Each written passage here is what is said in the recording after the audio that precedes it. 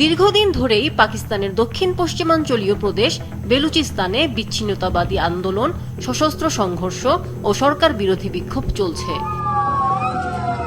এর মধ্যেই পাকিস্তান থেকে স্বাধীনতা ঘোষণা করেছে বেলুচিস্তান, এমন একটি দাবি লেখা বিবৃতি সামাজিক যোগাযোগ মাধ্যমে ব্যাপকভাবে ছড়িয়ে পড়েছে।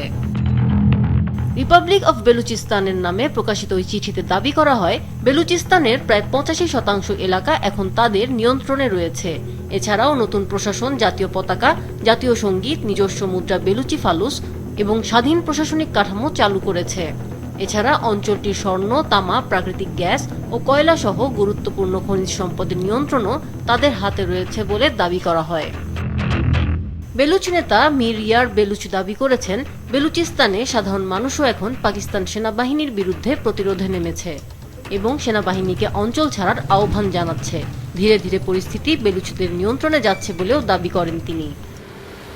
তবে দাবির সত্যতা স্বাধীনভাবে যাচাই করা সম্ভব হয়নি। পাকিস্তান সরকারের পক্ষ থেকেও এ বিষয়ে কোনো আনুষ্ঠানিক প্রতিক্রিয়া পাওয়া যায়নি। বিশ্লেষকরা বলছেন, দাবিগুলো সত্য প্রমাণিত হলে পাকিস্তানের জন্য তা বড় রাজনৈতিক ও নিরাপত্তাজনিত চ্যালেঞ্জ হয়ে দাঁড়াবে। আমিনা লুসি, মাছরাঙা নিউজ ডেস্ক।